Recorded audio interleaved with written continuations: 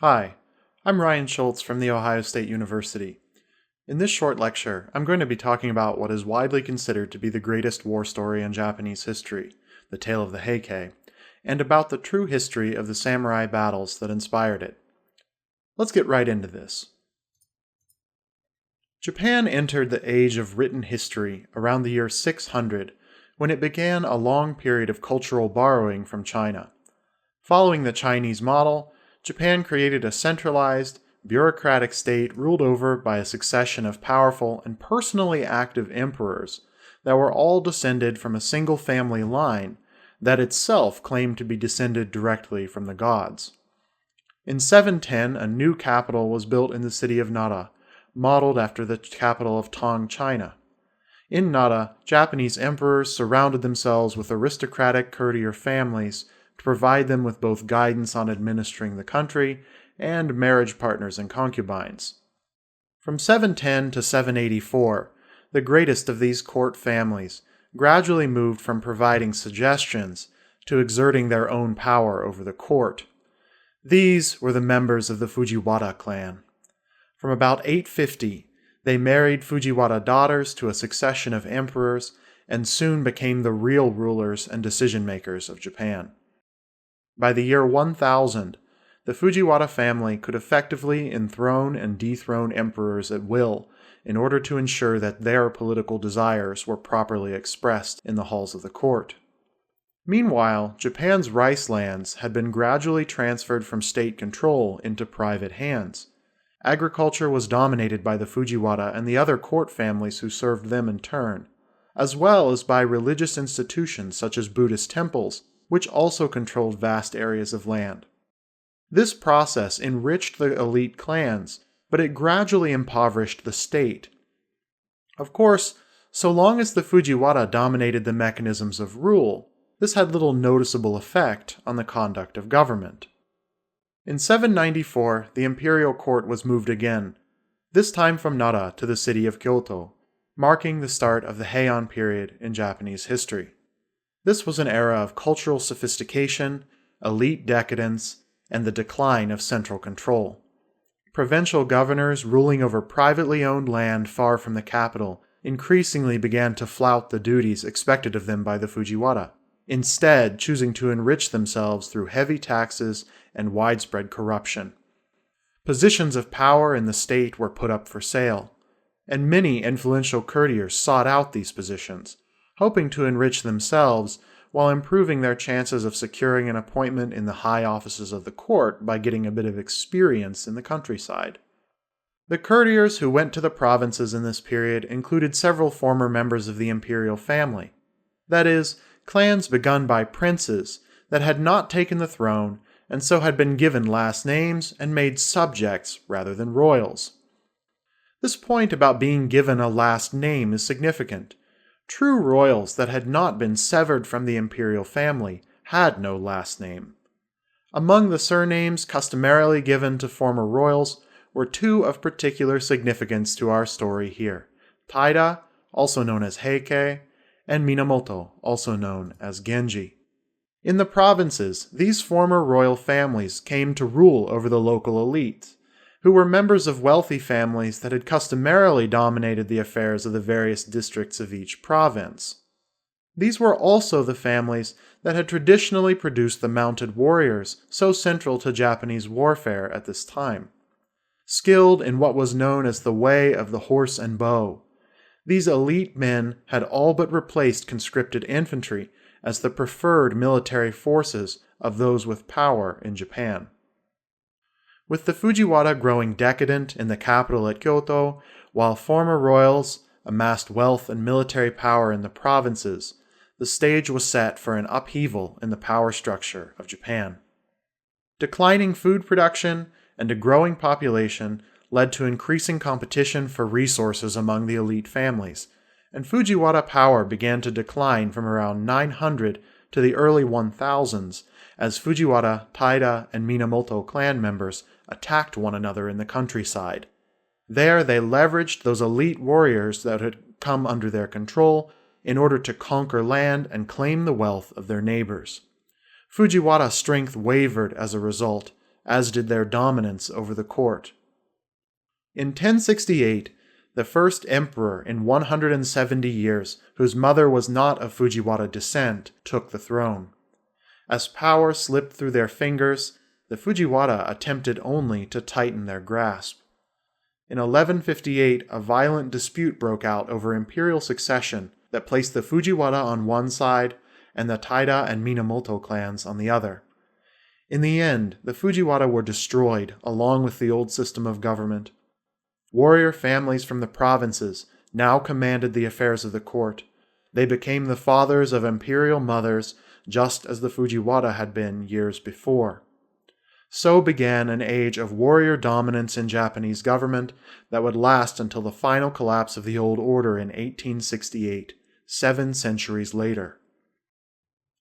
In these early days, it was the Taira who were the most successful, defeating their former Minamoto allies in a clash just 2 years after they had worked together to displace the Fujiwara. But it was a defeat for the Minamoto, not an annihilation, and they retreated, regrouped, and waited for an opportunity to seize power for themselves once again. At court, the Taira became seduced by their access to luxury and rank. They failed to pay attention to the network of warrior allies that the Minamoto had begun forming far from the capital in the distant provinces. The war between the Taira and Minamoto that soon broke out over these lingering resentments was known as the Genpei War, and it raged from 1180 to 1185. The Genpei War was the first prolonged conflict in generations to reach the actual capital of Japan in Kyoto, and the final victory of the Minamoto would usher in an age of military government, replacing past ages of aristocratic power. Its events, recorded and mythologized as part of the monumental work of fiction and history known as the Tale of the Heike, influenced the history of Japan and the thinking of its leaders even into the modern era. The Genpei War began with a call to arms in the name of a disgruntled imperial prince, a man named Mochihito, who was prodded by one of the Minamoto leaders, a man named Yorimasa, to call for the removal of Chancellor Taira no Kiyomori and his kin from positions of power in the court. Mochihito's was a unifying call. Following their defeat by the Taira in 1160, the Minamoto had been fractured and scattered into several smaller clans. But, inspired by Prince Mochihito's order and eager to reclaim power and glory, the Minamoto rose to the occasion. They swept across the rich Kanto plains of Japan, near the site of modern Tokyo, and there they amassed an army by drawing in the support of warrior families that had not been sufficiently rewarded by the Taira during their stint in control of the court. Minamoto interests both controlled the region and offered these warriors better outcomes should they claim the capital. The choice was an easy one. As the Minamoto consolidated power, a man named Yoritomo gradually came to be recognized as the preeminent leader among them. He had his first battle with the Taira at the Fuji River in 1180, and there the outcome was decisive. The two sides took up positions on opposite sides of the river. Under cover of darkness, a small Minamoto force attempted to move around behind the Taira position.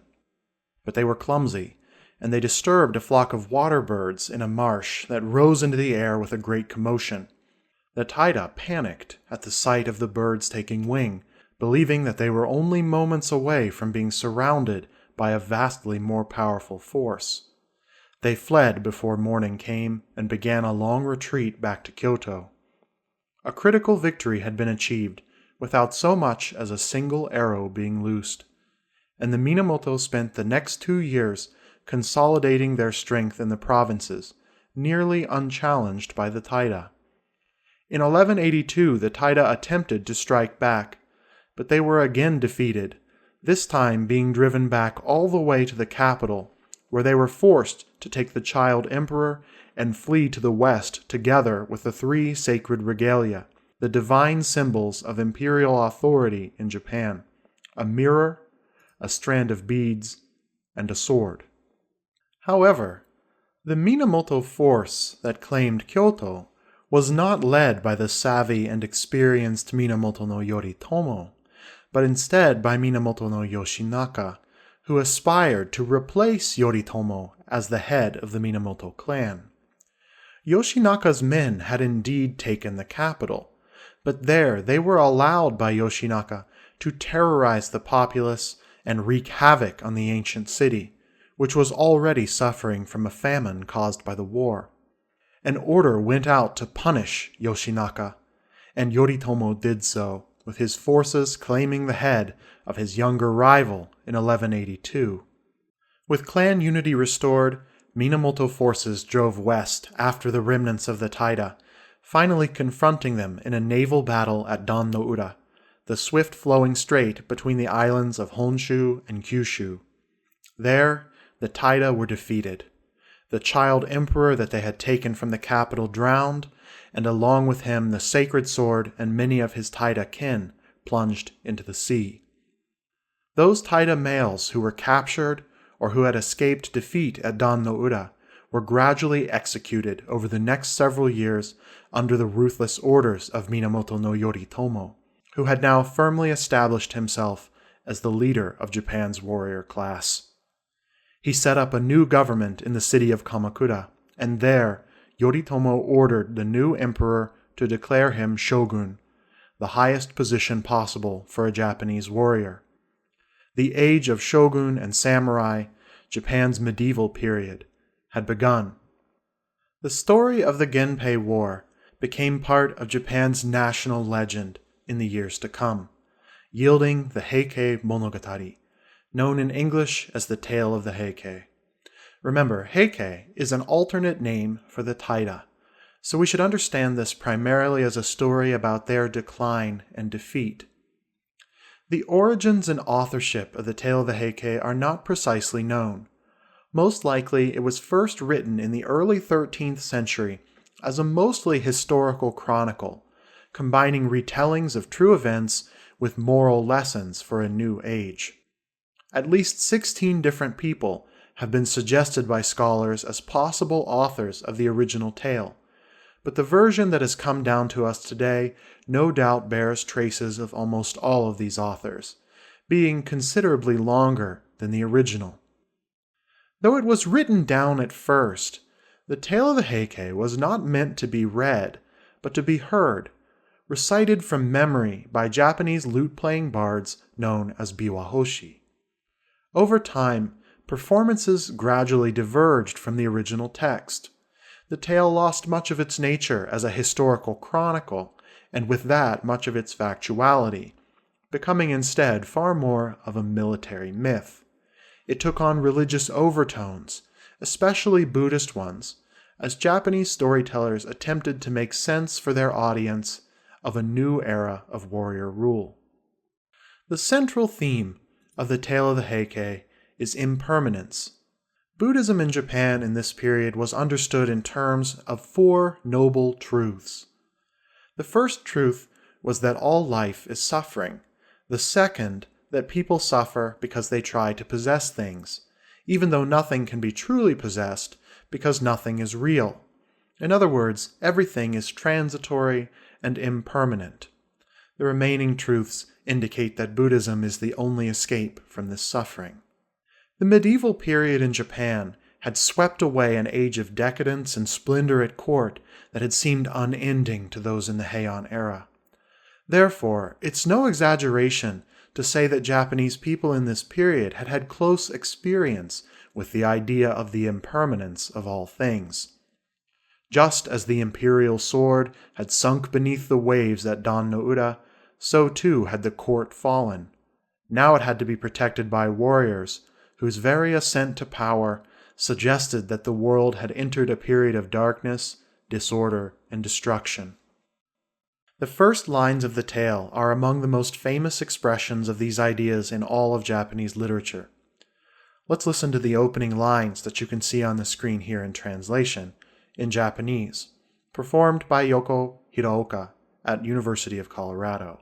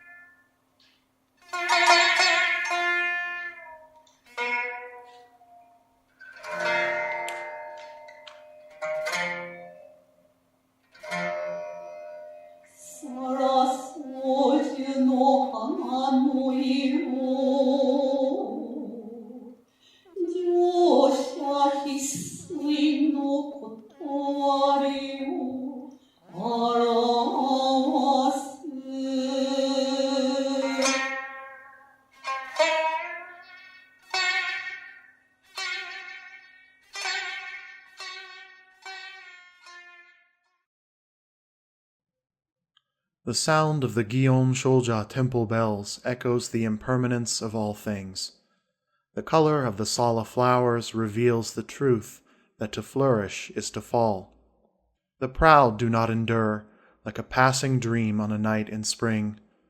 The mighty fall at last, to be no more than dust before the wind.